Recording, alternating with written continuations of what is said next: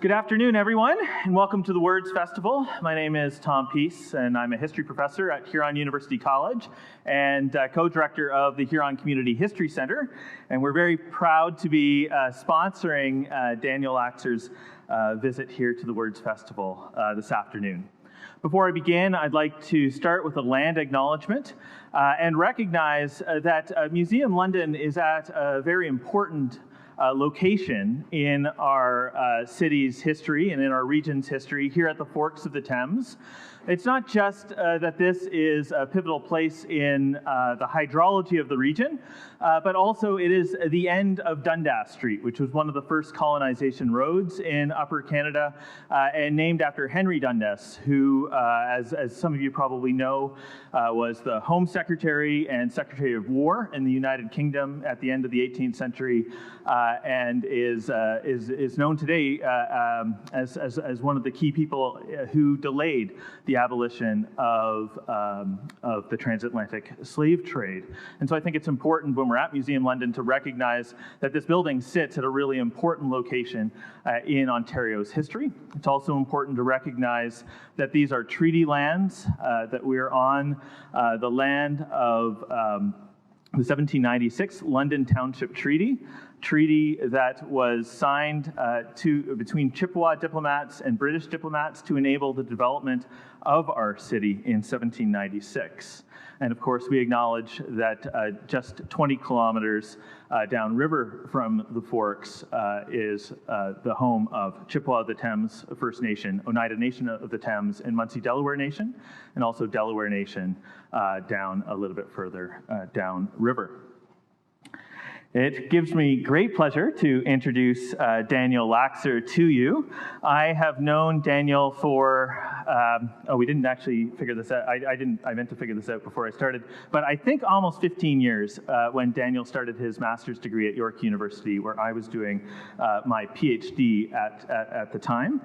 And Daniel, before he arrived at York, received a bachelor's degree in history and music from the University of Alberta. And then he went on to study the history of the fur trade with a focus on sound and music at York, and then he did his PhD at the University of Toronto. He's published in academic journals such as Ontario History, the Journal of Canadian Studies, and the Material Culture Review, and his newly published book, which I just bought a copy of, and you can too, for $40 after Daniel's talk, called Listening to the Fur Trade, Sound Waves and Music in the British North American Fur Trade, 1760 to 1840, is available today after his talk. This is the 10th city that Daniel's visited over the last several months promoting his book. It's his 12th talk, and it gives me great pleasure to welcome Daniel here to Museum London and Words.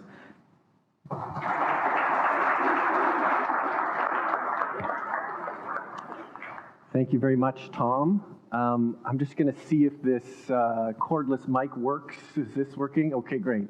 Feels a little bit like I'm in a boy band, but not used to that. But I thought, sure, if you could put this on, I can move around. So thank you all for coming out on this cloudy Saturday to this talk. And thank you, Tom, for the introduction. Thank you to Museum London for hosting me, and to Western University and Huron College in particular.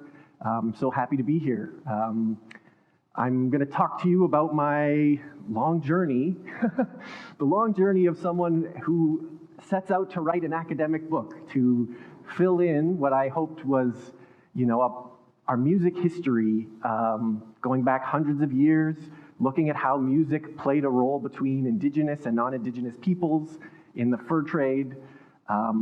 I really didn't know what I was getting into 15 years ago when I set down this path, but it's been an amazing journey, and I can't wait to tell you about some of the things I found today.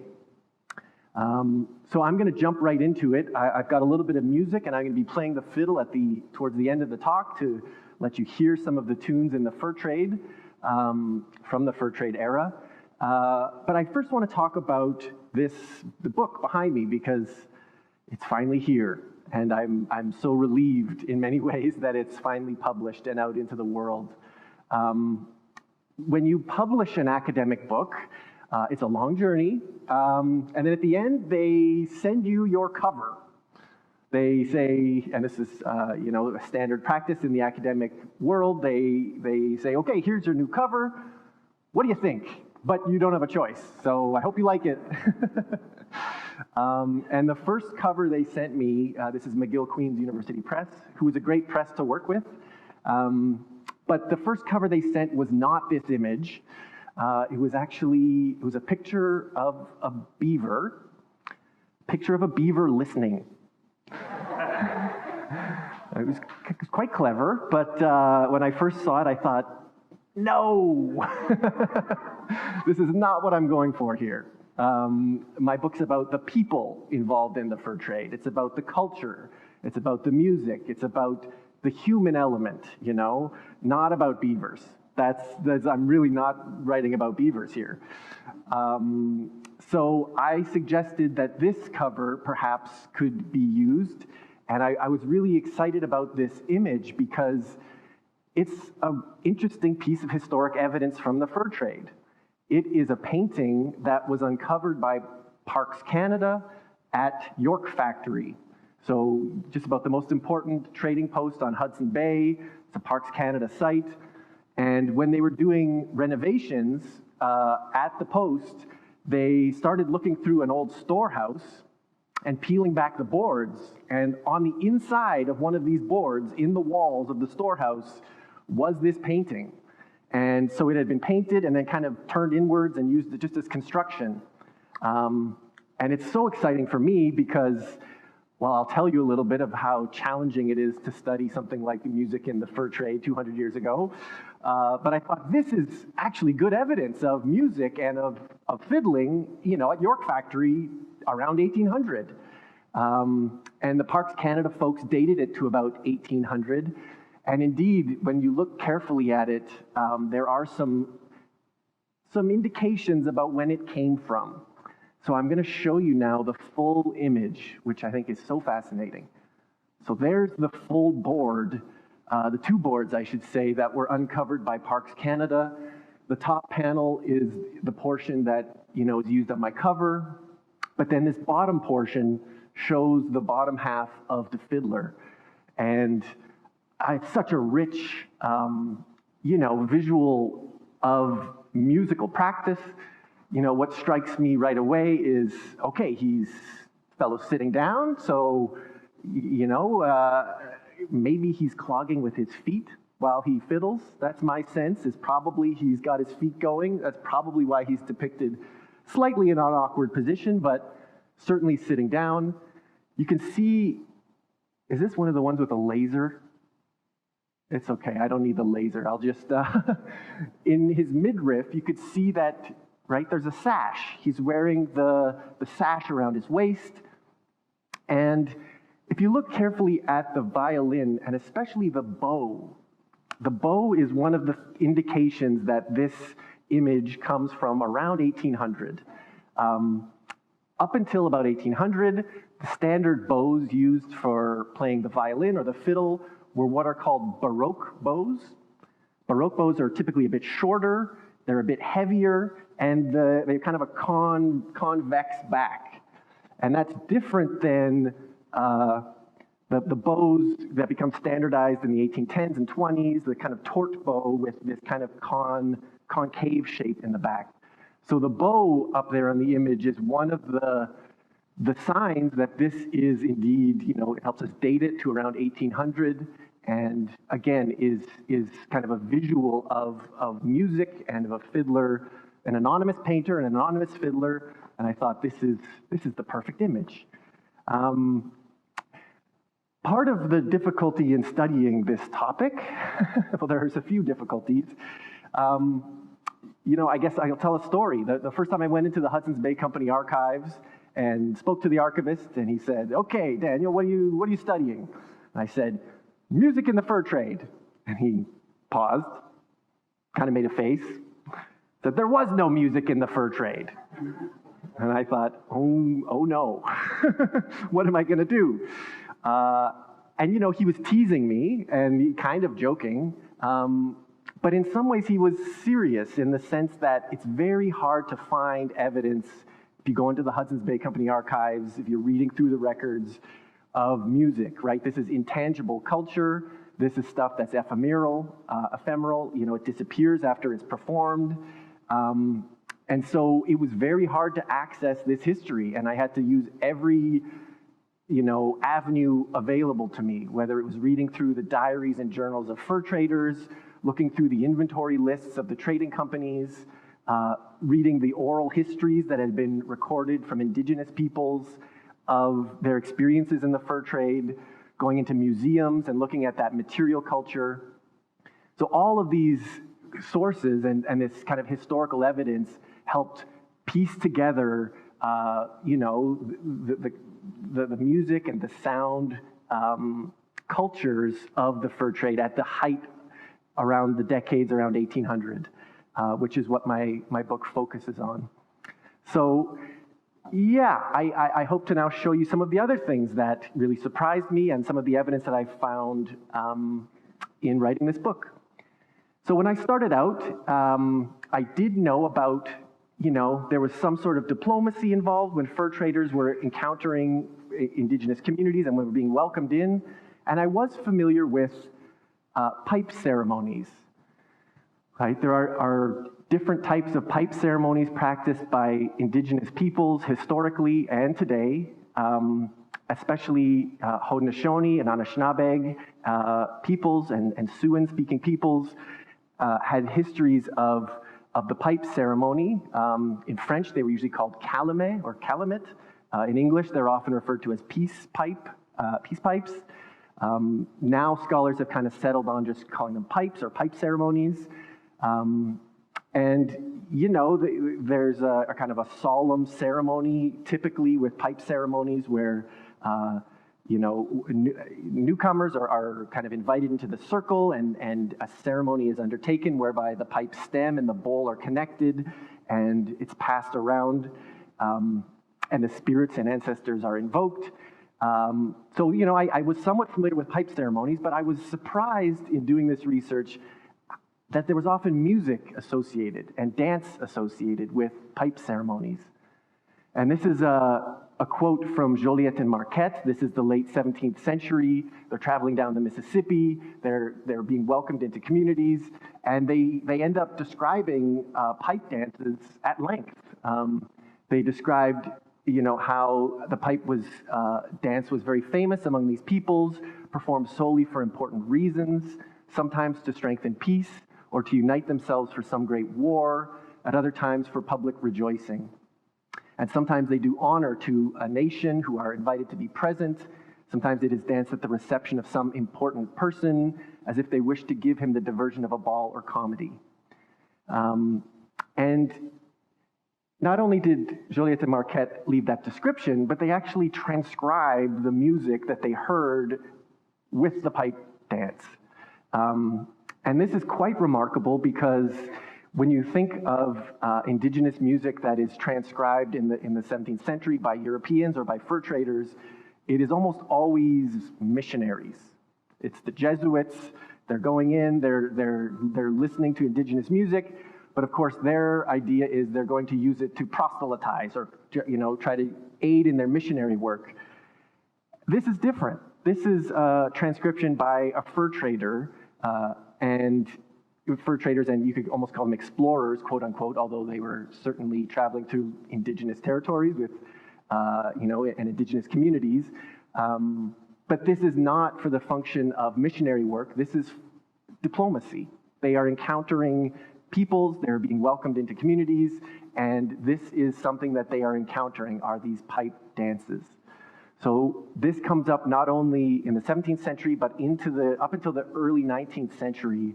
Fur traders operating around the Great Lakes and to the west, especially in the northern plains, sometimes encounter these pipe dances and describe them. And if they don't, they would often make a comparison. They might say, oh, well, I'm familiar with the pipe dance of the Haudenosaunee, and it's interesting that the Cree don't seem to have a dance associated. Okay, that's enough for the pipe dances for now. Something that really surprised me when I started this research was the importance of muskets and cannons. So something I didn't expect my research would take me towards. It turns out saluting with guns was a really important part of the kind of cultural fabric of the trading posts around 1800. The first quote is from the 1760s, and Peter Pond, when he is traveling with canoes to Mackinac, of course that's right in between Lake Huron and Lake Michigan, and as he's arriving, he writes in good 18th century prose, "Ye cannon of the garrison began to play smartly," and continued until he reached ye shore. So that's an example of what would often happen when the fur trade canoes would be approaching the trading post. They might fire their muskets, and then the cannons of the fort would fire back, and there was a kind of saluting between the canoes and the trading post. And this really became standardized into the reception of not just the French-Canadian voyageurs when they're arriving at the trading posts, but also indigenous parties who were arriving at the post to trade. They began saluting the fort as well. And this was actually taken quite seriously. The second quote I have here from Jonathan Carver is also from the 1760s. And in this case, he is arriving at Grand Traverse, which is near Mackinac. He's arriving at an indigenous community, and he was shocked by his reception. He wrote, "What appears extremely singular to me at the time was the reception I met with on landing. As our canoes approached the shore and had reached within about 80 rods of it, the Indians began a feu de joie," which is kind of the French term for a kind of joyous celebratory fire, which they would do, that's what they would call this signaling with guns, feu de joie, in which they fired their pieces loaded with balls, but at the same time they took care to discharge them in a manner as to fly a few yards above our heads. During this, they ran from one tree stump to another, shouting and behaving as if they were in the heat of battle. So Jonathan Carver pulls up, he has this reception, and he gets really nervous, and he's worried about what's happening, and just at the point where he's about to, think he's under attack, the local fur traders tell him, no, this is just them saluting you. This is their reception, and actually it's an honorable reception, so thumbs up. So it turned out well in this case, but this is part of this dynamic and this kind of soundscape at the trading post when people arrive to trade. The last quote I have here is from out on the prairies. It's from Fort George on the Saskatchewan River by Duncan McGillivray, writing in the 1790s. And he wrote about an indigenous band who was trading at the post. He wrote, "At a few yards distance from the gate, they salute us with several discharges of their guns, which is answered by hoisting a flag and firing a few guns." So there was this exchange of gunfire on arriving and often at departing the trading post. I must say, I didn't expect to go so deep down this research rabbit hole, but I did, and it was so fascinating. Here is a Northwest gun. These are the kind of guns that were standardized by the late 1700s for the fur trade, and they were designed really with the indigenous consumer in mind. They really were fit to the northern climate. So there's a really short musket, which means it's maneuverable on a horseback or in a canoe. It has a really large finger guard. So if you look at the trigger, you could fit a gloved hand or a mitt inside, right? So it's good for the northern climate where it's cold. It has a large smoothbore barrel, which makes it very versatile. If you didn't have the right size shot, you may still be able to put in projectiles and make it work because of that, it's a smoothbore flintlock musket. So it's got that sturdy flintlock mechanism that develops by the mid-1700s and then is standardized by the late 1700s. And quite remarkably and quite noticeably is the brass serpent as the side piece. And that was really standardized on these Northwest guns, or HBC Fuchs, as they were sometimes called. And scholars have written at length about military history. In fact, I was very much an outlier doing my project. I'm interested in music and the sound, and all my colleagues in history departments are writing their dissertations on military history and warfare. That's typically what historians write about. So there's a lot of people who have written a lot about these guns, and here's a close-up of that brass serpent. This is an example, by the way, from the Royal Ontario Museum. So some of that scholarship has suggested that these really were catering to indigenous sensibilities, and especially indigenous notions of the thunderbirds and the serpent beings, prominent in Cree and Anishinaabe cosmologies, that this associated the gun with the serpents and was seen as a really prized thing. When I presented this at the University of Alberta a month ago, the professor mentioned, because I was fascinated about the serpent side piece and the brass serpents, and she said, that they would often, after these guns broke down, people would take the brass serpent out and then turn it into jewelry and into necklaces. And I thought, no, I haven't seen that. And this scholar, historian, her name is Sarah Carter, she sent me these photos of that very thing. This is from southern Alberta. I believe it's a picture of a Blackfoot man. And here you can see the brass serpents around the neck worn as a kind of ornament or a decorative piece. And this is something that comes up often in fur trade studies. It's the repurposing of materials. Things often have an initial purpose, but then how are they used down the decades and centuries after? Well, often in very unique and creative ways. Okay. This is more the kind of thing that I expected to find when I was doing this research, and this is the kind of thing that when you're reading through a journal of a fur trader for days and you come across a passage like this describing music, it was really exciting, and it kept me involved in this topic for years.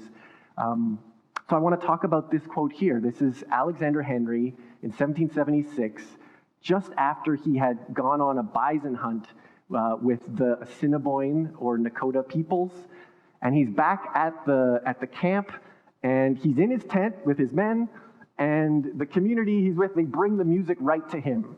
And he describes, on the evening of the day after the hunt, the chief came to our tent, bringing with him about 20 men and as many women, who separately seated themselves as before, but they now brought musical instruments, and soon after their arrival began to play. The instruments consisted principally in a sort of tambourine and a gourd filled with stones, which several persons accompanied by shaking two bones together, and others with bunches of deer hoofs, kind of dew claws is my guess, fastened to the end of a stick. Another instrument was one that was no more than a piece of wood of 3 feet with notches cut on its edge. The performer drew a stick backward and forward along the notches, keeping time. The women sung, and the sweetness of their voices exceeded whatever I had heard before. Wow. That's a rather remarkable quote, I would say, for a number of reasons. One, it's very long, right? This is a fur trader describing almost like he's an anthropologist, what are the musical instruments like, and what is this music actually consisting of, and the dance. It's also remarkable in the sense that there doesn't seem to be any European influence, right? This seems to really be an indigenous and an Assiniboine musical performance, almost pre-contact, you could say. And the last sentence I find quite remarkable. The women sung, and the sweetness of their voices exceeded whatever I had heard before. It's rather complimentary. So not all fur traders were complimentary and generous with their appraisals, but many of them actually were. And especially those who lived for years, with indigenous communities, often taking indigenous, women as their wives, from the communities to really as part of that living out in fur trade country and with these indigenous communities. And often those fur traders had a much more sensitive approach. They were observant, and they were appreciative. Again, not all of them. There were still some who had, some bigoted assumptions and who wrote not in the most favorable way. But compared to other folks around 1800 describing indigenous music, compared to missionaries, compared to settlers on the eastern seaboard, this is a much more generous appraisal. It's a much more detailed appraisal. And again, it's complementary. So again, something that I think is quite remarkable by studying the fur trade. It is a time when there was a certain amount of understanding, and especially from some of these fur traders who, well, were welcomed into indigenous communities, and some of them never left. Okay, there's Alexander Henry in 1776. There's more kind of encounter music, you could call it, when fur traders are first encountering an indigenous community, and especially if they're being welcomed in, they often would describe song or dance as part of that reception. Here are a couple of encounters, musical encounters from David Thompson as he's traveling down the Columbia River in 1811. He's encountering Salish peoples who routinely will meet him and greet with song or dance, and then they will trade. Or sometimes they will trade, and then there will be song and dance.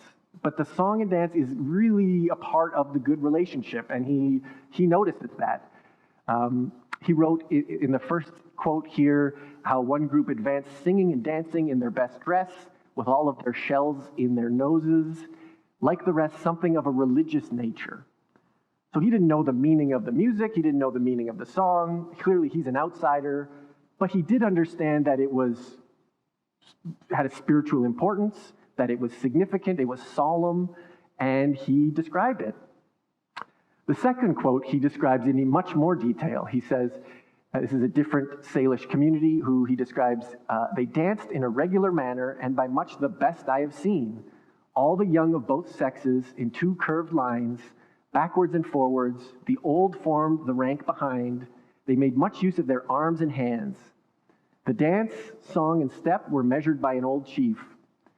Sometimes they sat down at the end of 3 feet, sometimes at the end of 10 feet.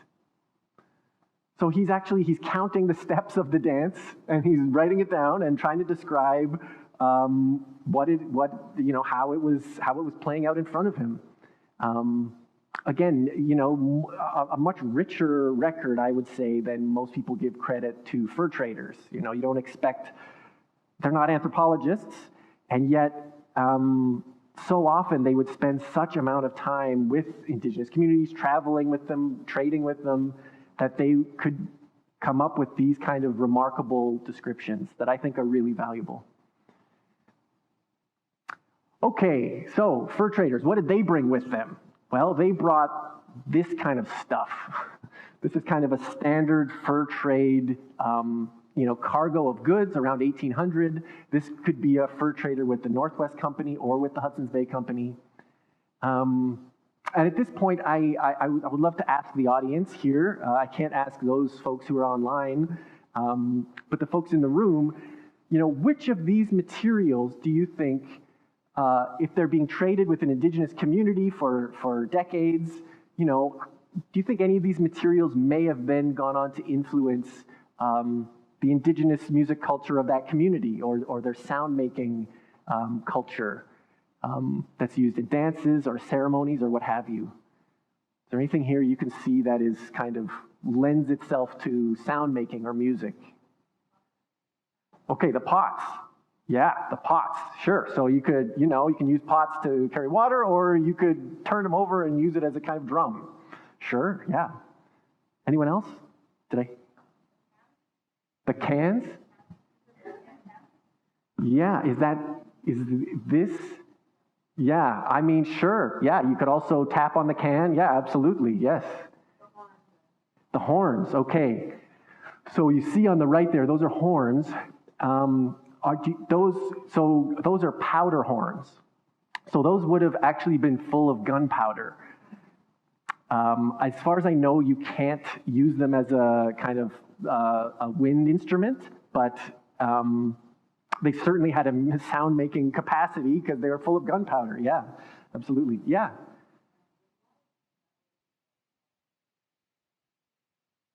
Yes. Yeah, exactly. So there's a lot of metal rods and metal kind of items that could be used kind of for percussion. Yeah, absolutely. Beads, yes. Okay, the beads. So beads, certainly make a sound, and if they're, on garments, especially, if they're on a garment and you're moving in the garment, the beads will make a sound, absolutely. Anyone else? Yeah. Those little things at the bottom look awfully like a jaw harp. Yes, thank you, sir. You got it. So this is the one musical instrument here. Most fur traders weren't carrying violins with them. That's very rare. Occasionally they were, and I'll talk about that. But usually they were carrying these small things, and these are jaw harps. 200 years ago, they were always referred to as Jews' harps. Now they're typically called jaw harps. I've got one here, and I'll save that for a bit later, but I'll play you the jaw harp when it comes up again. Yes, so there are actual musical instruments traded by the fur traders, absolutely. I think we got everything. We got the main points. So thank you for that.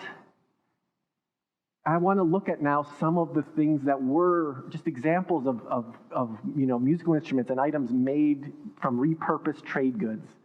So this is a Cree rattle from the Royal Alberta Museum from the 19th century, and you can see those kind of cones. They're often called tinkle cones that are have been made from trade metal that has been repurposed. And I have heard from some that it was actually, you can see that it's some of the spears that were used that could be used to spin metal around them and kind of used as the mold for the cones. So they may have indeed been using some of the other fur traders' goods, some of those spears to help make the cones. So there's an example of that. Here is one of the pipe stems I was referring to. This is also from the Royal Alberta Museum. And lined along the bottom are hawksbells. And hawksbells are another item that were really traded by the fur traders quite prolifically. For a long time, 12 hawksbells would be traded for one made beaver. So these things, as small as they are, were quite valuable. In fact, for a certain period of time, they go up in price, and they would trade 8 hawksbells for one made beaver.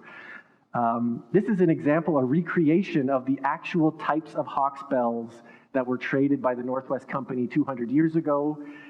This is made of copper, and I got this from one of the great historic reenactors from Fort William when I was up on my tour a month ago, and I would like to pass this around, if I may. Please don't run off with my one hawksbell. I love it, but I just want to pass it around because it's remarkable how small it is. It makes the noise, and anyways, you can actually see the type that the fur traders themselves would have traded. And I'm just going to start passing this around and trust that you all will take good care of my hawksbell. Okay, more ways in which metal and those kind of that fur trade cargo could be repurposed. So this is just an image to show how the metal could be cut down, how holes could be poked through it, so it could be threaded and used as kind of jingles on garments.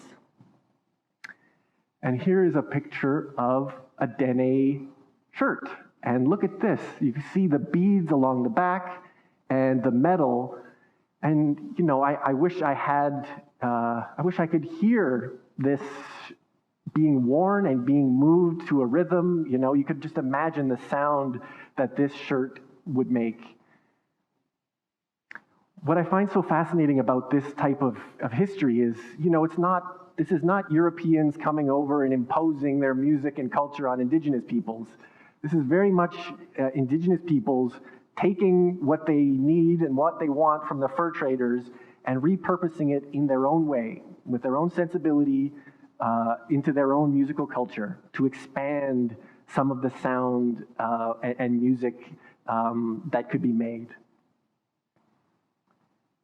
Okay, so here are those hawksbells. This is the kind of thing that comes up in archaeological sites, all around trading posts all the way across Canada. It's very common. I just wanted to show this. It's a little bit blurry, but you could just see that even a thimble, something like a thimble, could then be, a hole could be put in it, and it could then be used as a sound-making device as well. This one really surprised me. This was at the National Museum in Ottawa. This is a keg, something a fur trader would have brought in that has been repurposed into a water drum. So this was originally a keg, something that fur traders certainly brought with them, right? They traded a lot of rum and high wines. But in this case, the actual keg that was used has been turned into a Haudenosaunee water drum. Quite remarkable. And this next image is, again, how do you access the music history of the fur trade 200 years ago? I tried to find all the paintings and kind of images that were made at the time that I could. And this is an image showing a group of Anishinaabe who had recently been fighting in the War of 1812. This is painted in 1815. And I'm most interested here in the drum, the fact that someone seems to be doing a pipe dance to a European military drum. That's not an indigenous drum. In fact, it looks like an American military drum that likely was captured during the War of 1812. And yet it is being used in a different way here. It is being turned ceremonially from a secular military drum into a ceremonial drum. And there are other examples of this kind of phenomenon whereby it's actually the military drums that end up in the trading posts. Fur traders didn't bring, from my research, I didn't find evidence that fur traders brought their own drums or traded drums, but because the Great Lakes saw so much warfare all the way from the 7 Years' War up until the 1812, there's a number of military drums that end up in indigenous communities and at trading posts. Okay, so here's a maybe more familiar sight. These are the big canoes. These are pictures that I took of the big canoes, the canot du maître, that were common in the St. Lawrence fur trade, especially up until the 1820s. These would be traveling between Montreal and the west end of Lake Superior to Grand Portage or Fort William. And generally the smaller canoes would be going out into the prairies and into Athabasca from Fort William. But these large canot du maître are remarkable. They're remarkable to see. So these photos are from the Algoma Canoe Club. This is taken on the north shore of Lake Huron, of Georgian Bay, and they were traveling from the French River to Sault Ste. Marie, that piece of the historic kind of voyageur highway. And I really had the good fortune of being invited by an Anishinaabe language expert and an elder up to Manitoulin Island, and he gave a kind of oral history of the area to this group of people paddling by in the canoe, and I got my fiddle and played the fiddle from one boat to another while they were bobbing in the waters of Georgian Bay to give a really, historic experience to these paddlers. It was a great experience, but, and it was also amazing to pull up beside them on the open water when they're traveling to see, the operation of these magnificent craft. Could I ask, has anyone here actually been in one of these big canoes? Okay, one, and is that Tom? Tom's been in one. In your experience being in a giant canoe, just a little bit, okay. Were you able to paddle and things went okay?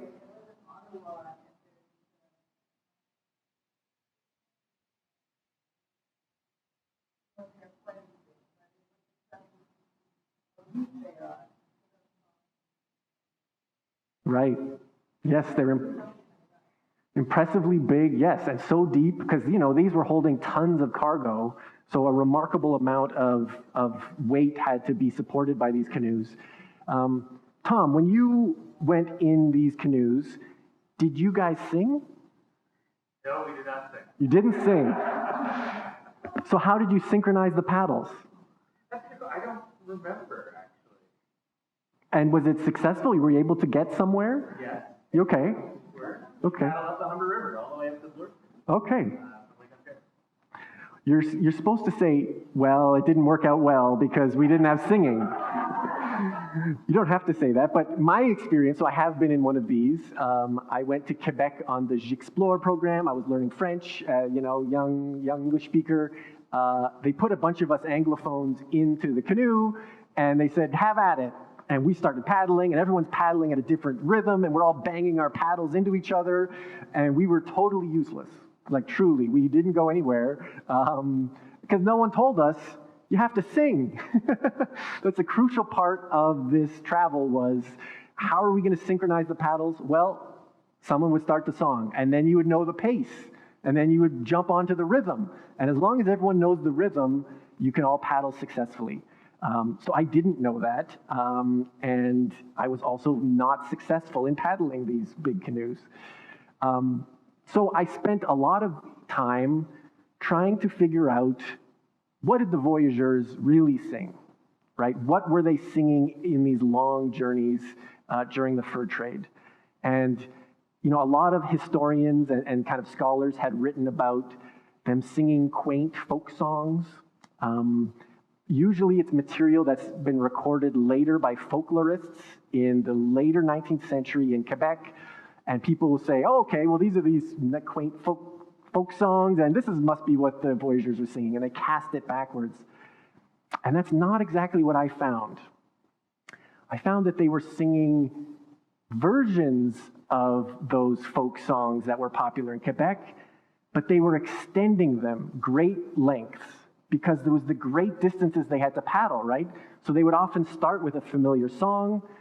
This is a transcription from the 1820s from Edward Ermatinger, who was on the York Factory Express Brigade. This is that remarkable canoe route that went all the way from Hudson Bay, down along the North Saskatchewan River, over the Rocky Mountains to the Pacific. So if you could imagine a more epic canoe trip, I can't. But while Edward Ermatinger was on the York Factory Express Brigade, he started transcribing the songs of the voyageurs, and he was a really musical fur trader, and so he left us with 11 really valuable transcriptions of what the voyageurs were actually singing on the water.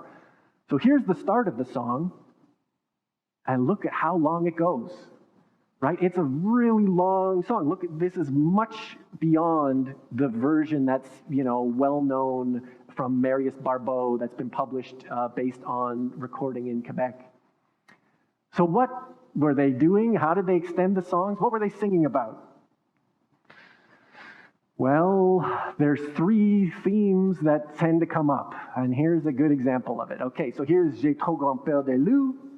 The last lines that are kind of added on, they're kind of rhyming on to the end of this song. They start singing à la maison accoutumée, à la maison de boulanger, at the baker's house. That sounds like fun. Y a du bon pain pour y manger. There's good bread to eat. Oh, that sounds good. Y a du bon vin pour y trinquer. There's good wine to toast. I see, okay. Et des bons lits pour nous coucher. There's nice beds. Wow, this is just a fantasy. Des jolies filles à nos côtés, with beautiful girls at our sides. Wow, there it is.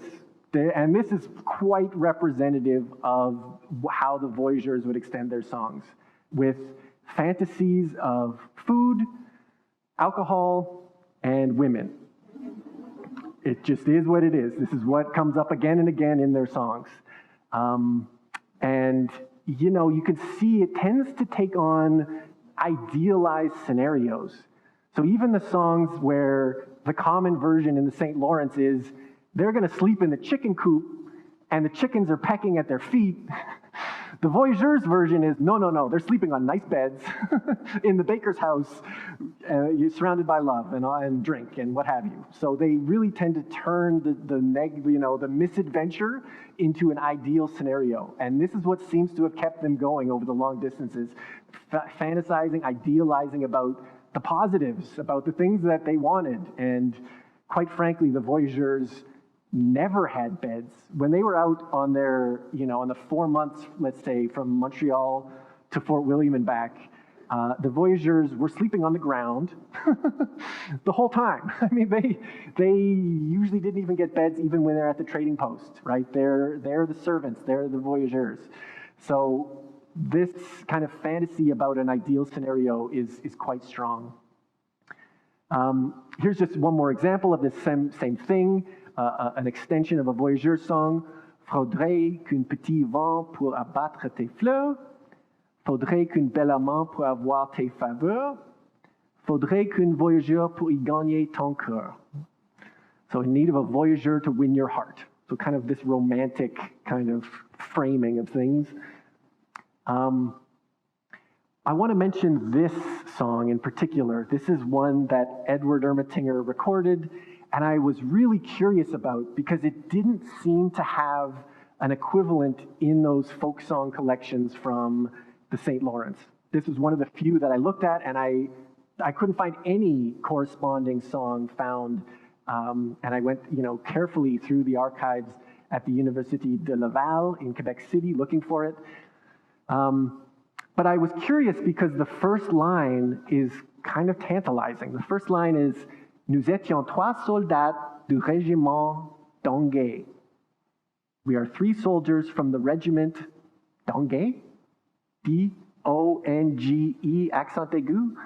I didn't know what that was, but that was kind of led me down a path of historical research, and I was in Paris. I went for a research trip to Paris because I'm crazy. And as a PhD student, I thought, I need to really trace the origin of these songs, and I'm going to go to Paris and find the original. And remarkably, I succeeded in this fool's errand. I was in the Bibliothèque Nationale of the Département de Musique in Paris, and I was looking through the early modern songs, folk songs, and marching songs of the military, because I thought, okay, there's a regiment here, this maybe is a military marching song. And I found it. I found the origin, and it was a Troupe de la Marine marching song, and it was from the regiment d'Angers. D'Angers. So Angers is the town in western France. Maybe I should have known that. Maybe I should have put that together. So Edward Ermatinger mistranscribed. He didn't hear Angers. He heard d'Angers, and so he wrote that down and sent me on a wild goose chase. But essentially, the Troupe de la Marine, the regiment from Angers, the western French town, in which many people came out to the St. Lawrence to settle, and also the military regiments from Western France. Many of the military men ended up settling along the St. Lawrence. Their sons were often involved in the fur trade, and my sense is this song became part of the voyageur repertoire from that connection. And in fact, the fur traders often wrote about marching on the water. So they're singing marching songs, and some of them were actual marching songs, like, military marching songs that were then adapted to the paddle. Okay, so there's the story of the voyageur song in Paris. The last voyageur song I just want to mention here, and this is because sometimes there are indigenous lyrics in the voyageur songs. Indeed, sometimes there were indigenous paddlers. Often there were, in fact. One scholar has estimated that by 1800, about 5 to 10% of the canoe brigades were actually paddled by indigenous paddlers. So this is a song where Marius Barbeau published it, but he didn't transcribe all of it. And in my book, I've really tried to, I went to an Anishinaabe language expert and tried to transcribe this as best as we can and figure out what that last line means. And we're not totally sure, but there's some indication, and that's in my book. And I should also mention that the lyrics I showed you were the PG ones. There are some R-rated lyrics, and I'm not going to show you them now, but they're in the book. So there you go. Okay, there's the voyageur songs. In a future presentation, I really am going to I'm going to record all of the choruses, and I was thinking, I'm going to bring paddles and then demonstrate in a real way, have people lined up and try to paddle along to the voyageur songs. So this is for next year. This is my goal in life. Fairly misguided. Okay, the jaw harps. So This was the kind of thing that I did, spent a lot of my research doing, invariably, was looking through these inventory lists of the trading companies. And not a very exciting thing until you find what you're hoping to find, or you find some sort of discovery. You see at the bottom there, you see brass Jew's harps, and at the top, iron Jew's harps. And in fact, they're trading many of them. This is the inventory list of the Northwest Company in 1820. So I was really surprised to find that the fur trading companies traded both iron and brass jaw harps. So here, these are examples of, again, from the Royal Alberta Museum, where they've been uncovered or dug up around the trading posts. So I've got an example here of an iron one and a brass one. So this iron harp I found in Toronto on the street as I was doing this research. I was walking down my neighborhood street one day, and I looked down and I thought, that's a jaw harp. This was meant to find me. So this really was my only example for a long time. But I really feel fortunate to present this harp. This is something I got just a month ago when I was presenting in Thunder Bay, and the bagpiper at Thunder Bay came out, at Fort William, came out to my presentation, and he has recreated the actual jaw harps that were traded by the Northwest Company around 1800. What he did was take something that they found, through archaeology outside of Grand Portage, and had this made in India, because apparently in India they still make this kind of thing. So this is like a handmade brass jaw harp that is the same size and type that would have been traded by fur traders. So I'm sorry for nerding out here, but this is amazing. This is so cool. It's so fascinating for me. So I'm gonna play it for you now. I don't know how this will sound, but let's just see how this goes. And I'm gonna use my feet, because my sense is that clogging with your feet was very common in the fur trade, and that even something as humble as a jaw harp, you can make it sound more interesting if you've got the rhythm going. So I don't know how this is going to pick up with the microphones, but let's give it a shot. We didn't sound check this part. Okay.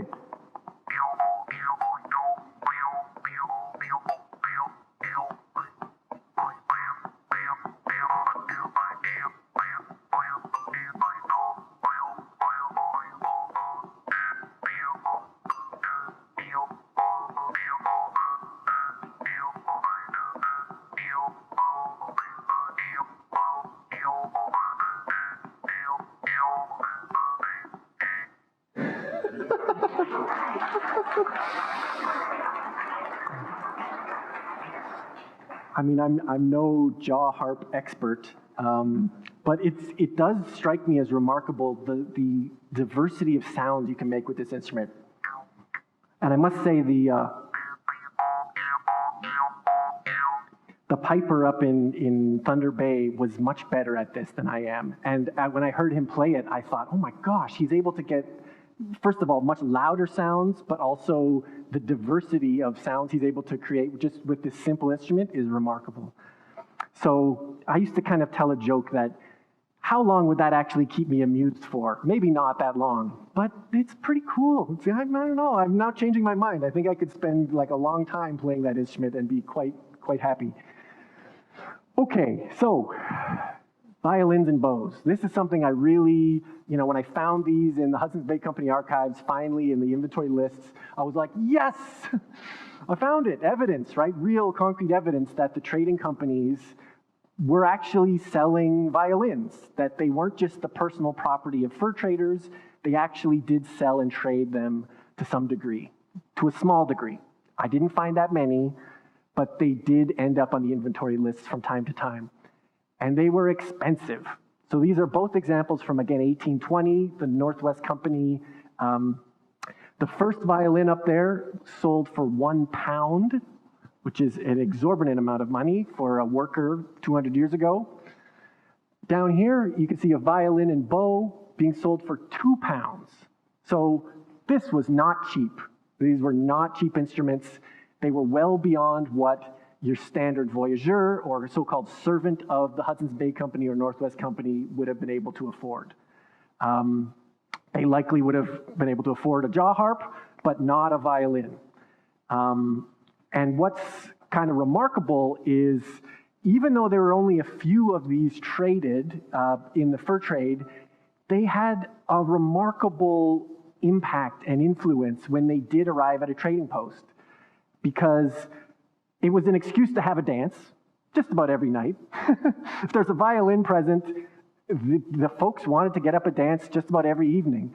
And let's say it's, there's just one at the trading post. Let's say it's the property of the fur trader, right? Who really, these violins really are being sold to the postmasters and the fur traders, those with the most money, right, at the trading post.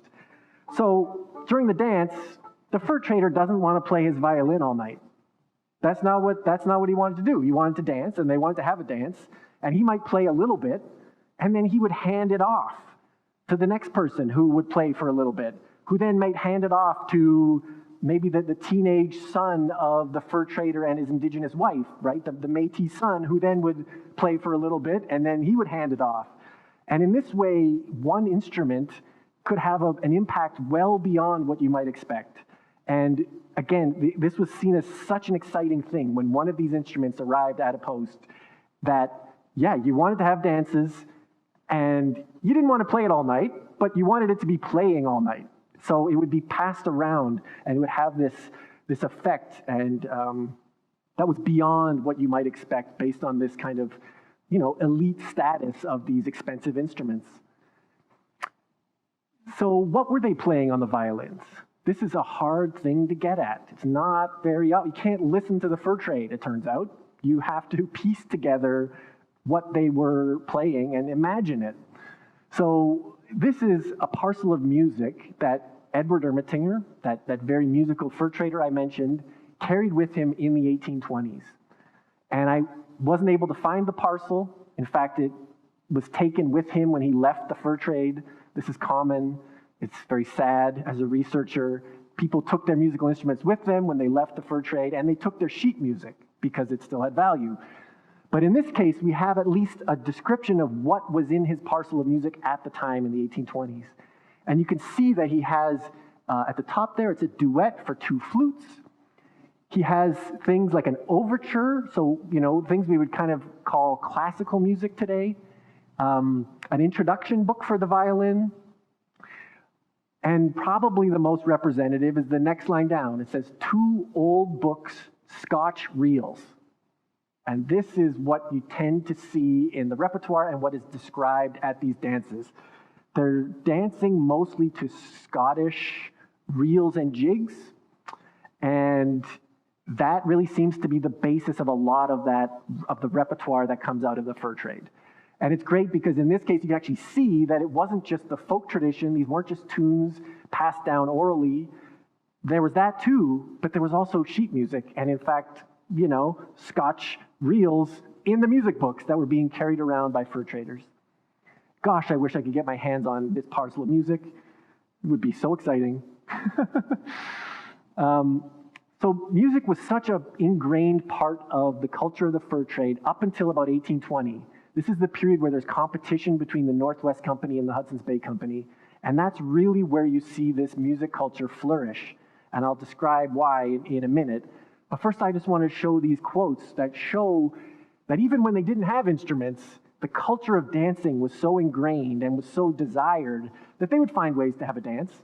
So George Nelson described in 1809, Mr. MacDonald gives a genteel feast to all hands, and for the first day of the year we have beautiful weather. We dance at night, and Osgay sings for us as a mean substitute for the fiddle.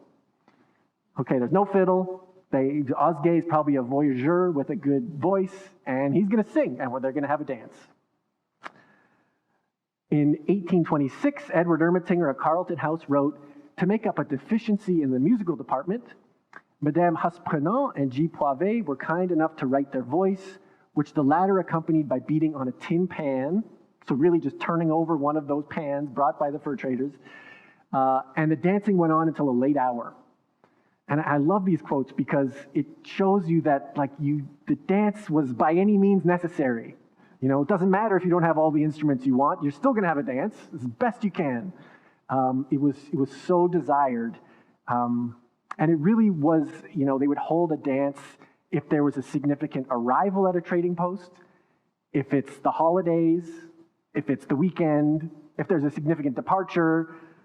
All of this meant that they would often dancing multiple days a week. And this is really prevalent both in the Hudson's Bay Company and the Northwest Company up until about 1821. And then something happens. Things change. But before we get there, Daniel Harmon, you know, wrote, and this is where they had an interesting assortment of instruments in this one case. He wrote, "The gentlemen of the place dressed, and we had a famous ball in the dining room. For music, we had the bagpipe." Okay, there's one of the few examples where we have evidence there a bagpipe was at the trading post and was used to dance. The violin and the flute, so all of those instruments together, which added much to the interest of the occasion. At the ball, there was a number of the ladies of this country, and I was surprised to find that they could conduct with so much propriety and dance so well. So who are the ladies of the country? Yeah, those are the indigenous women who were close to the trading post, who were invited in to be the dancing partners of the fur traders. And this is a common way that they would make connections with the community, often court the women, and end up often marrying them. In this period, it was very common for fur traders to marry indigenous women from the communities they were trading with. And the dance and the music was clearly a part of the culture. Here's Fort William. I just like to show this to show you that the biggest room of all, the Great Hall, is both the dining room and the ballroom, right? The most important space of all was, you know, after dinner, they clear out the tables and chairs, and that's where you have the dance. I'm gonna skip this slide. Okay, this quote I really like. This really shows you when they had two fiddlers at this post, boy, was it exciting. And Ross Cox wrote here what they were dancing to and how they were dancing in 1817. He wrote, "We had two excellent fiddlers, and as several of the gentlemen had wives, we got up 3 or 4 balls in which the exhilarating amusement of the light fantastic toe was kept up to a late hour in the morning. We walked through no lazy minuets, we had no simpering quadrilles, no languishing half-dying waltzes. No, ours was the exercise of health, the light lively reel, or the rattling good old-fashioned country dance, in which the graceful though untutored movements of the Northwest females would have put to the blush many of the more refined votaries of terpsichore." Again, a pretty remarkable quotation there, but it does give us a sense of what they were, you know, what were they actually playing at these fur trade dances. And it's not what you would find in a ball, quote unquote, a ball in Europe or in the St. Lawrence at this time, which prominently would have featured waltzes, right? Waltzes were part of ballroom dancing. Not in the Northwest, not in the fur trade. They really, you see multiple quotes where they seem to be dancing to fast-paced reels and jigs. That seems to have been, you know, resonated most widely amongst everyone involved. It was, you know, energetic and exciting, and that's really the music culture that comes the most out of the fur trade. Okay, so here's, it doesn't look that great here, but I like this just because it's a mid-19th century illustration of a fur trade dance. Okay, before I get there, in 1821, the Northwest Company and the Hudson's Bay Company merge. And this is why today most people just have heard of the Hudson's Bay Company. They keep the HBC name. And things really start to change in the 1820s. There are two factors that really bring to an end this culture of music that had developed. So in a period of competition, it made a lot of sense to host dances at the trading post because it was a way that postmasters would reward their men, be benevolent towards them. Yes, you can have a dance in the Great Hall. We will provide food and drink. This kept the men happy. It would often be used as a time to re-sign their men to make sure that their servants didn't run over to the competitors, tell all their secrets, and go work for them. So it was a way that it was kind of like a labor management strategy. But it's also this way that a close connection with the local indigenous community was made, and those connections, those social connections were strengthened, which played an important role in that era of competition because the indigenous hunters could trade their furs with whomever they wanted, right? If they didn't get a good reception at one trading post, they could go to the other one. So this music culture plays a role not only in the labor management within the companies, but also in these connections with First Nations peoples. And this changes after the period of competition. By the 1820s, the HBC has a monopoly. I mean, it's not an ironclad monopoly, but they sure try to act like it is, and they try to enforce it.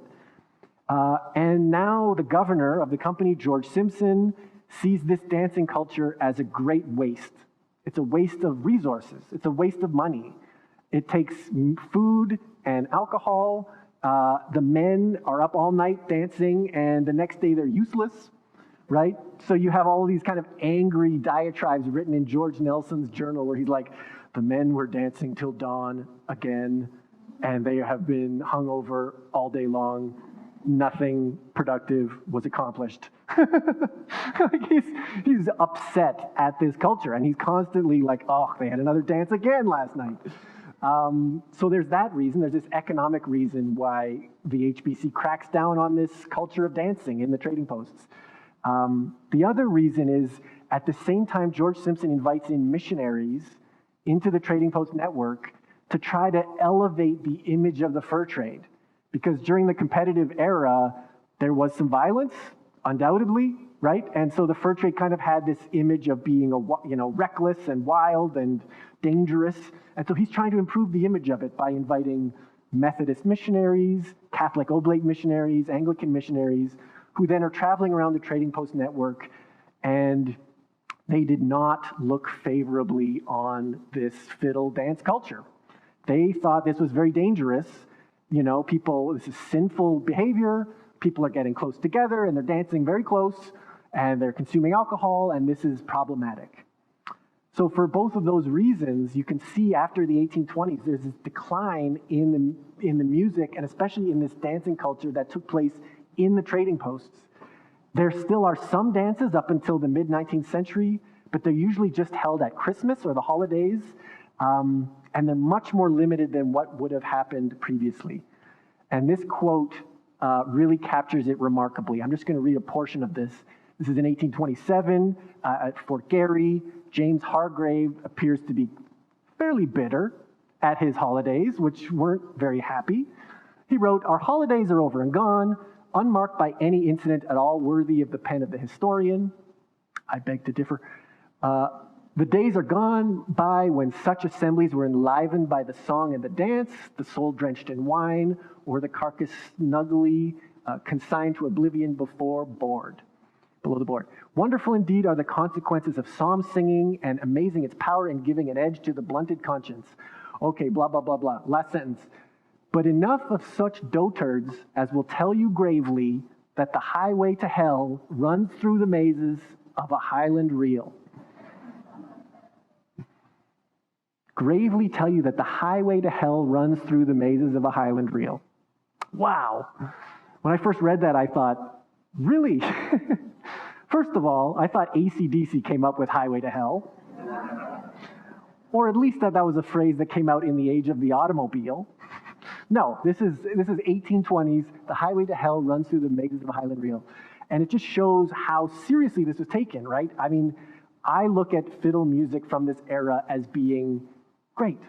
People were getting together, people of all backgrounds. This is something that brought them together. They were dancing together. It's obviously a positive thing, right, for me. And then I read this, and how it was interpreted at the time was quite shocking, that it was looked at with suspicion by the authorities, by George Simpson, and then certainly by the missionaries who came in at this time and really transformed the sound and music of the trading posts.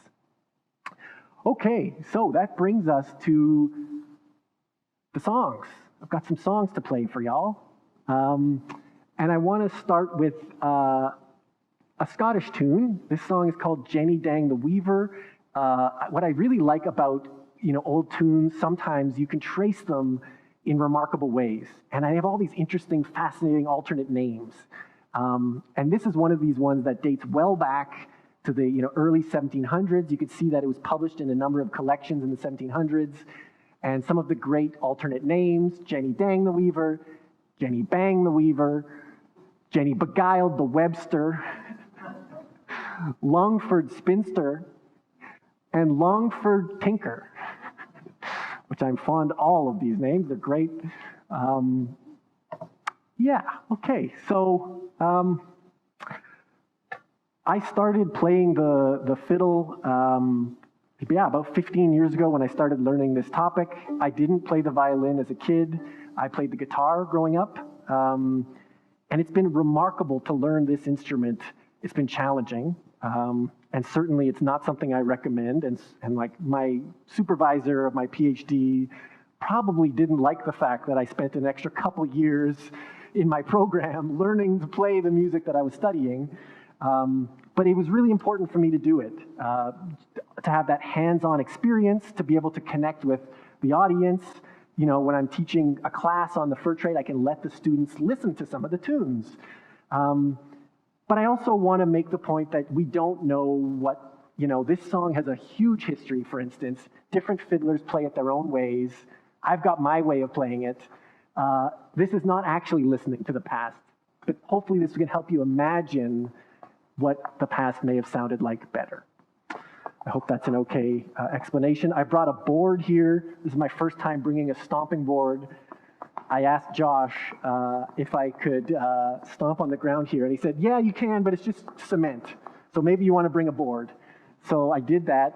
Feel a bit silly, but then there's that good precedent of, remember Stompin' Tom? Stompin' Tom would bring a board, so it's legit.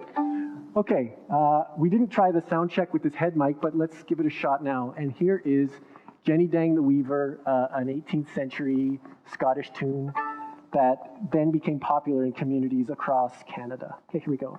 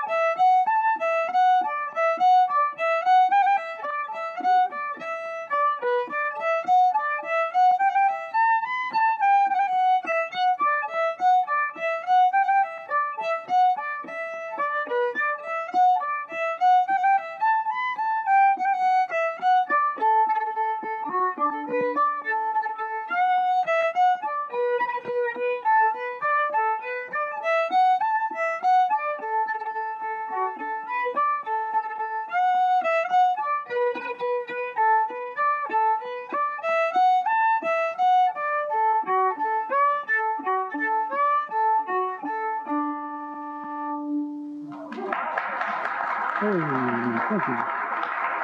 Oh. All right. Well, that went not too bad. Great. Whew. It's so different. Sitting and clogging for a room of people watching you is so ahistorical. 200 years ago, we all would have been dancing, and you would have been listening to me but not looking at me. And I gotta say, it's just remarkable to make note of that difference. I often lament about what modernity has done to our musicality and how we have just taken a few people and elevated them on pedestals and we watch them. We all used to be making music. We all used to be dancing. What we have lost. Enough of that. Sorry, I digress. Okay, so here's a popular French-Canadian tune. We're not sure what the origins of this are. I know that it doesn't seem to have been published well before the 20th century, but it may well go back to the fur trade era. And of course, Saint Anne, it was the patron saint of the voyageurs. She was the patron saint of water travel and highly recognized in the fur trade. And some of the alternate names of Saint Anne's Reel are Saint Agathe, Bourreveau Rattler, Reel de l'Abbaye Saint Anne, and Reel des Esquimaux. Are you inviting us to dance? Absolutely. Just asking. Yes. Anyone is welcome to get up and start dancing. Absolutely. It would make me feel better, actually. Okay, here's Saint Anne's Reel.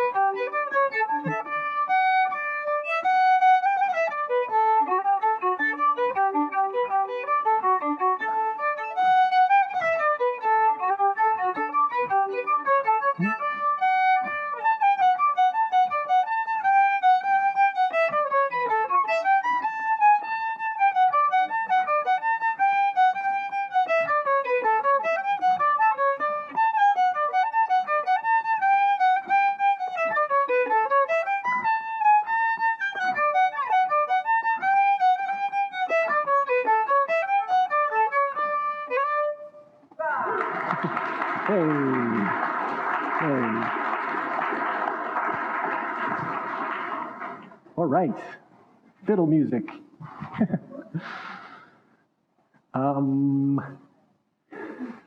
Oh gosh, dare I try this one? Okay, I find this one challenging, but yeah, I'm gonna try it because it was important in the fur trade. So this Drops of Brandy is a quite famous 18th century Scots, Irish, English jig. Many alternate names: La Brandy, Breona Branda. I like Jaunting Car for 6. I don't know if I'd get in that car, but it'd probably be a lot of fun. Drops of Whiskey, Oh Mary, If My Advice You Take. Paddy was up to the gogger. I don't know what that means, but it's probably a story behind that. The Hook Dance and Danse du Crochet. And this one indeed seems to have even older origins in the, if you can imagine, the 1600s under the tune, or the name Hey My Nancy.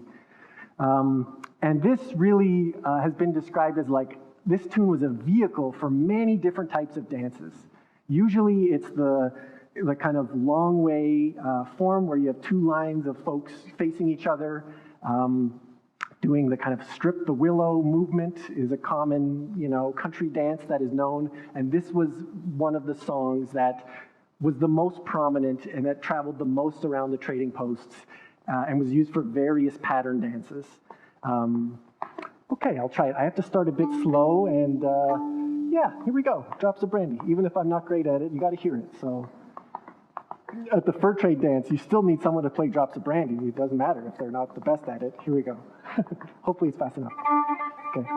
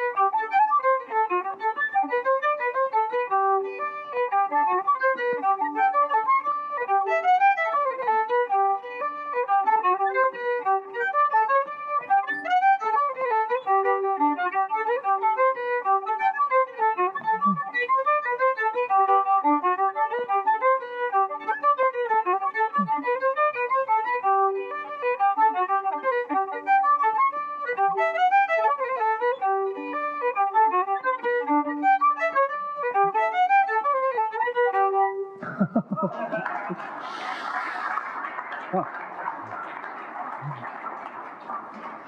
That song really does feel like a maze. Okay, the old reel of 8. This one is really interesting. This is another one of those tunes and associated dances that traveled really well around the Trading Post network. It was well maintained in communities throughout the 19th and then 20th centuries, around Western and Northern Canada, and that had numerous associated dances. The original dance that was most commonly danced to this tune involved 4 couples that are kind of facing each other. They're dancing on the spot. They're doing, step dance movements and jigging. They often would move in this figure 8 pattern, which is where the name comes from. But there's other interesting manifestations of this tune. For instance, the Cree at Moose Factory, they associate this with the rabbit dance. And so the tune is similar to the one I will play for you now, but the dance is quite different and the movement's quite different. So this is an example, where the song traveled, but then dance is developed in unique ways depending on the local community that played it and then maintained it. So here is the old reel of 8. I often wonder, why was this such a big part of this tradition? And I mean, my sense is it made it louder. It makes the rhythm louder. When there's 100 people dancing in a room, you might not hear the melody, right? You might not hear the tune, but if you can hear at least the rhythm, you can stay on beat, you can stay on rhythm with the dance. And so my sense is because, again, you just have one musician and you have everyone else dancing and you have to try to keep everyone on beat. And this was just one way to help. Maybe I'll try. So most fiddlers do what I've been doing because it's the laziest way of clogging. I'm not actually raising my knees, but when I started it, I did this, and this is a bit louder, and it takes more energy, and maybe I'll try this way this time. But I have heard, you see, fiddlers look askance when you do this, when you waste all this energy. Fiddlers are about, you make the least amount of energy possible, so this is what they do. But you know what? I'm going to try my old way here. Okay, here we go. So here is old reel of 8. And again, to make that, the one fiddler is trying to make the whole dance go, this song is on 2 strings. So it's loud, I'm double stringing. It's trying to keep everyone moving. And here's the old reel of 8.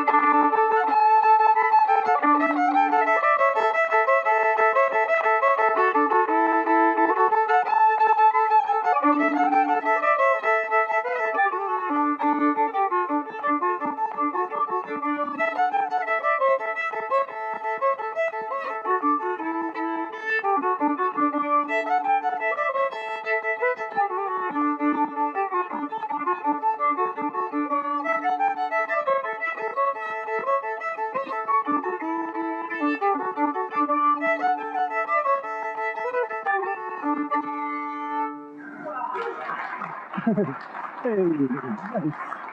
Yay. Yeah. Yay. That's great. Thank you for your help. Oh, there's been a lot of years like fiddling alone in my bedroom, wondering what my family and friends and partner thinks of me. So this is nice. Whiskey Before Breakfast. You know what? I'm not going to play this one. This is one of the ones, it's interesting because, it's a Scottish-derived tune that really travels throughout communities in North America. This tune is even played in like bluegrass repertoires, but it also played a role in the fur trade. Anyways, maybe I'll skip over that. Yeah, I wanted to stand here. So I had the great fortune in my studies to learn the fiddle from a great fiddler in Canada. Her name is Anne Liederman.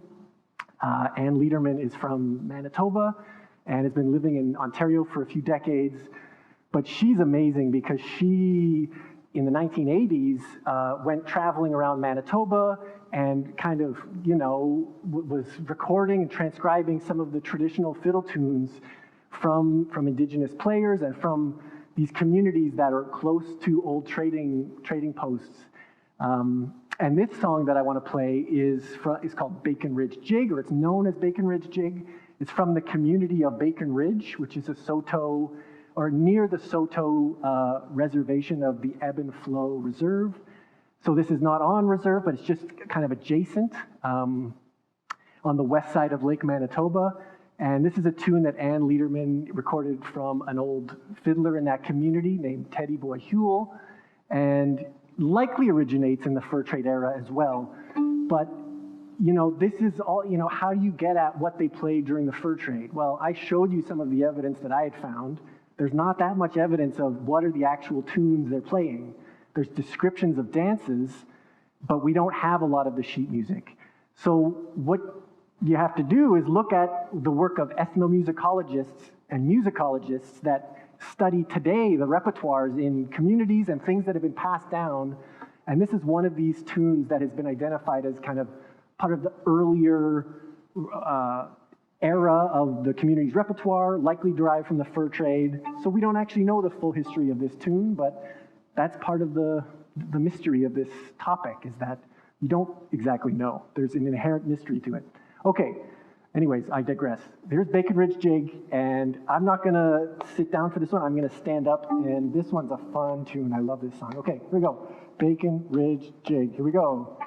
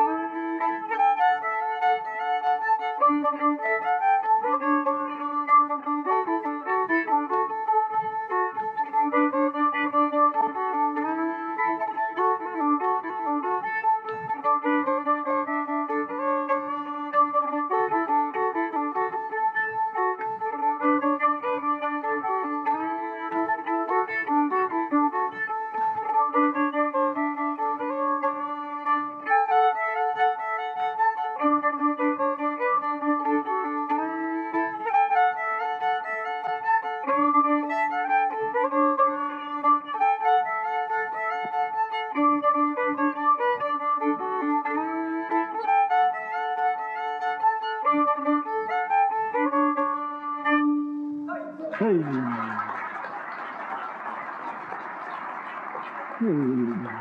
So nice. Oh, this is great. I am so hot up here. This gets you real hot real quick. Okay, I want to play this tune as the last one I played for you, but first I want to just cover some of what I've kind of been describing as I've gone along here. When people think about maybe the fur trade fiddle, they likely think about Métis fiddling, especially Red River Métis fiddling, which is an important tradition that indeed has carried on a lot of the music from the fur trade period. But there are other communities in Canada that also carried on the fur trade music in their own way, in unique ways. One such community is kind of, Moose Factory up on James Bay, and the Cree community there still has vibrant fiddling and a vibrant culture of fiddling. And the musicologist Francis Wilkins has written about this recently. There's an NFB film, The Fiddlers of James Bay, that is still really remarkable and interesting, that kind of gets at their own style of playing these tunes and their own style of creating these tunes. And they have their own repertoire and their own dances. There's the Saulteaux Anishinaabe of Manitoba. This is kind of some of what Ann Lederman was studying in the 1980s. There's distinct fiddling traditions that were maintained on many reservations. Craig Mishler has written a great book called The Crooked Stovepipe about Athapascan peoples and their fiddling traditions that come out of the fur trade. And then quite a bit has been written on the Métis of Red River and kind of the Winnipeg Métis fiddling tradition. And I just want to point that out because, there's this interesting phenomenon whereby the fur trade covered all, so much of North America, and it really influenced the development of music in many, many different places. And you can hear that maintained up until the present day in some of them. Last slide I'm going to show before I play you the last tune and then read a little bit from the book. Some of those scholars I had mentioned talk about, okay, what does indigenous fiddling sound like and how is it different? And they've kind of isolated these, and this is a painting with broad strokes, but broadly they've identified extended introductory phrases and endings as being a characteristic of indigenous fiddling. The phrase lengths are different, and there's an especial fondness for phrases of 5 beats in length, which is quite unique. That's not common in the kind of Celtic, tradition. Asymmetric numbers of phrases, or, maybe crooked phrases. Repeating motifs that are variable. And then even the tunes themselves, sometimes rearranged, or at least the contours of the melodies are that the high part comes first, and then the lower part second. And that is, typically different than a Celtic tune that usually starts low and goes high. In this case, there are tunes that often start higher and then they go lower. So that you can actually hear it in the melodies themselves, some of that indigenous influence. So I want to end by playing Caribou Reel, and this is one of the tunes that is kind of popular in fiddling circles throughout Canada still today. It was popularized by Andy Desjardins in 1958. He was a prolific fiddler from Manitoba. He's not well known today, but he was famous in the mid-20th century. He published 33 LPs in the 50s and 60s of fiddle music, and he went around Manitoba learning the old fiddle tunes from the old players, often from the indigenous players, and this was one of those tunes that he kind of collected and then recorded. So I'm going to try to clog with it, and I'm going to try double stringing, and this one's a challenging tune too, but let's see how it goes. And part B is where you can hear the 5-beat phrases. So when I'm doing part B, this part,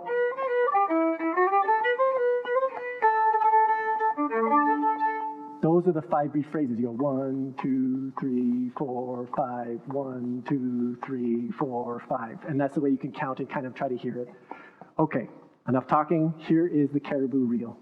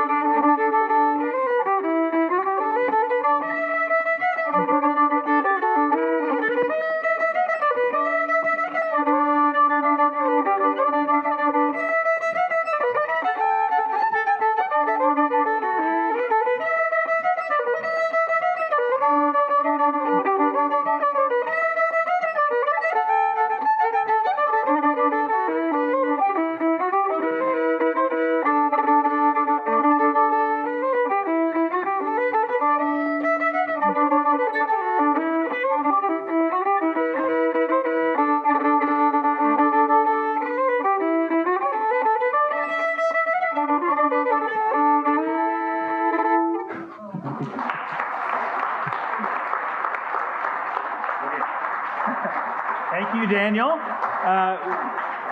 And thank you for that wonderful presentation. So we're running a little tight on time because the next event is starting in about 15 minutes in here. So what we're going to do is we're going to, rather than doing a Q&A here, we're going to move Daniel and his books out into the lobby where you're welcome to chat with Daniel and buy his books. And then we're going to turn this around, and we invite you to stay for Resurgent Airwaves with Dan and Mary Lou Smoke, which will be starting at 3 o'clock. So please join me again in thanking Daniel.